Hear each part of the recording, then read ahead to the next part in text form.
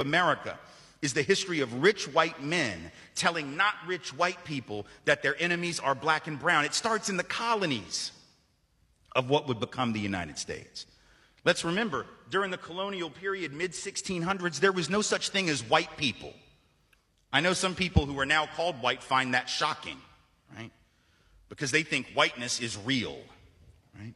But whiteness was created. Europeans didn't call themselves white. We didn't call ourselves white. We weren't all members of one big happy family. Are you kidding? Have you studied the history of Europe? The history of Europe was about killing each other. That's what we did in Europe. We just killed each other before we figured out there were other people to kill. We just killed each other, right? I mean, that was the history of Europe. The English hated the Irish, right? Northern Italians didn't even think that Southern Italians were Italians. The Germans hated everybody, and everybody hated their ass right back, right? There was no team called white, no race called white, but all of a sudden, in the middle of the 1600s, there was. Why? Why was it suddenly necessary to create this thing called the white race? Well, because rich people can count, that's why. And so rich folks looked around, the ones that owned all the land, you know, in the colonies, the colonial elite, looked around and they realized something, that they were heavily outnumbered by African enslaved folks, by European indentured servants, who were just one level above a slave, or other Europeans who weren't technically indentured servants, but they were still peasants, didn't have any money, didn't have any land, and they could do the math. They added it up, and they were like, damn, we got to figure out a way to split these folks apart from one another, or they're going to rise up and take our stuff, right? Because after a while, these black folks who were enslaved Africans and these quote-unquote white folks who were poor Europeans are going to figure out they're all getting played by these rich people. Right? So ultimately, the rich figure out they got to come up with some way to get somebody in that group on their team. The easiest thing is to get the poor Europeans, right? Because at least they look like you. They sort of share some of the customs and the culture. So they all of a sudden create this thing called whiteness, and they say, now you're part of the club. Now we're going to let you testify in court, enter into contracts, vote, at least if you're a man, own a little bit of land, at least if you're a man, right? And we're going to get rid of indentured servitude. No more of that, because you're too good for that. And we're going to take the white men, now called white men, and put them on the slave patrol to keep black people in line. Give them a horse and a gun and a badge and make them feel big and powerful, right? They're still poor. They still don't have anything. They didn't pay the slave patrol well, right? Just exploited them, used them as a buffer between the elite and the other poor folks, particularly poor folks of color. And pretty soon, the rebellions that occasionally happened where black and white got together to overthrow the elite, those stopped. Because the divide and conquer had begun to work, right? You could turn people against each other by telling those poor white folks, they got to keep these black people in line. And so that divide and conquer gets initiated in the colonies. Rich white men telling not rich white people that their enemies are black and brown. See, black folks know why they're here. Native peoples know why they're here and how they got here. A lot of Asian folk know, particularly if they're Chinese American, they know they got here because their ancestors were brought over to work on the railroads by the railroad barons who didn't care if thousands of them died laying track 19, 20 hours a day. But for those of us who are from Europe, we have this fiction that we've told, and we believe it, even though there's no truth to it. You know what the fiction is? It's two parts. Number one, we say things like, with regard to Mexicans coming over the border, with regard to immigrants coming over, but only that border. That's the only one we care about, right? The southern border. I find that interesting. We're not flipping out about Canada, right? We don't have any of the Minutemen or the anti-immigrant groups sitting off the coast of Nova Scotia with a gun and a scope trying to like pick off the sneaky Canadians that are trying to sneak in here for our superior healthcare system, which after all would be a pretty stupid thing to do. But in any event, we only care about that one border, forgetting for a minute that that border was created at the end of a war that was started on false pretense by this country, after which we jacked half of their country.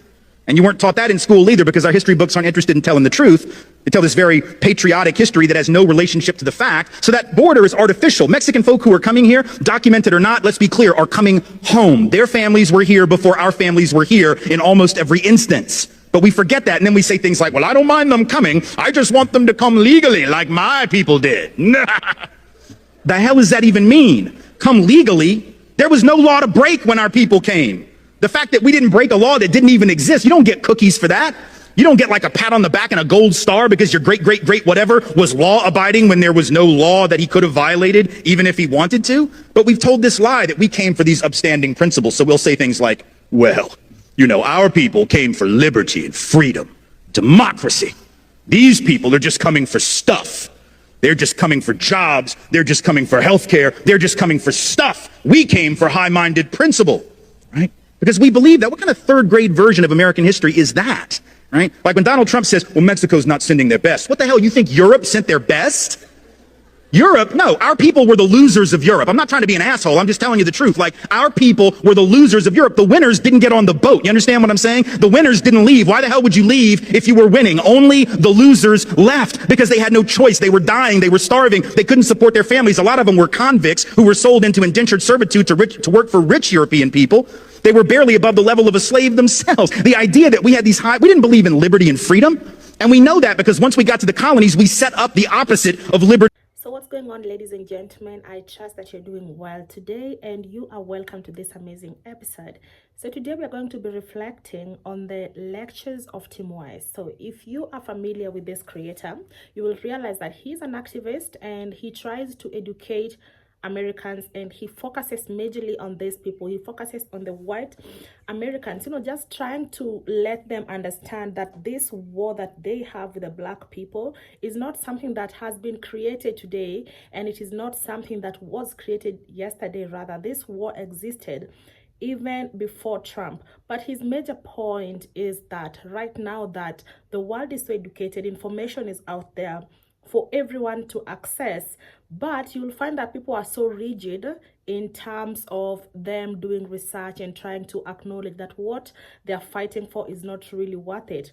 So Tim Wise is trying to tell the people that there is a narrative that has been sold to you as a child, and you continue to carry this narrative until you're old enough, instead of you trying to find what the truth is. For instance, if you are a white American and you have grown up in a white family, you will know that since the beginning of the time, they've been telling you like the black people are bad people, the black people did this and that. But Tim comes in and says that what America is made of is actually because of the white people. And the white people also need to acknowledge and try to learn their history, because most of them do not learn their history. Most of the white people don't even know if they're the Native Americans and so on. And the circle goes on and on.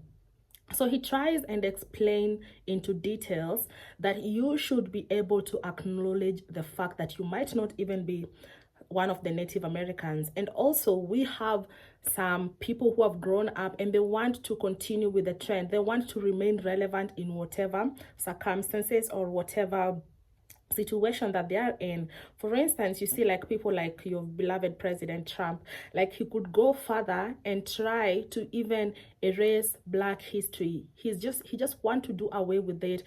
You remember when he ordered the black statues, that the people who fought for the black independence in the America, to be erased, to be taken out of the museum, because he knows that this information holds a very strong background, and if anyone else comes and learns about it, people will turn their back. People will begin to know that this what we've been fighting for is just some people who are trying to remain superior in America, are trying now to fuel these things so that each and every other generation, when they're born, they just grow up knowing that black people are the problem. But that is not the case. So when you listen to his lectures, you will understand that he is trying to tell you that this is a narrative that has been sold to you so that some people just remain relevant, because he even speaks and says that it's not only that the white people are rich. We have like a group, or rather a section of the white people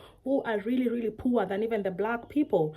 And the government or the person who is in authority will not be talking about that. This person is just going to involve the superior white communities so that they stay in relevance, and so that they bury what the black people are made of. Because for the black people, at least, they have the Black People's Month, where they celebrate certain individuals, who made it possible for them to be where they are as per now. But then again, that is what America doesn't want. America wants all this to be erased from your mind.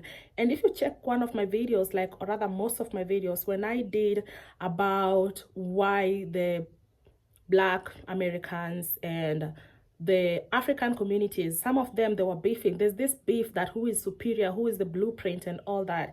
So for instance, the American people, or rather the diaspora people, Europe as a whole, you name it, you've been sold Africa to be one of the poorest countries. You've been sold that African people are suffering and all that.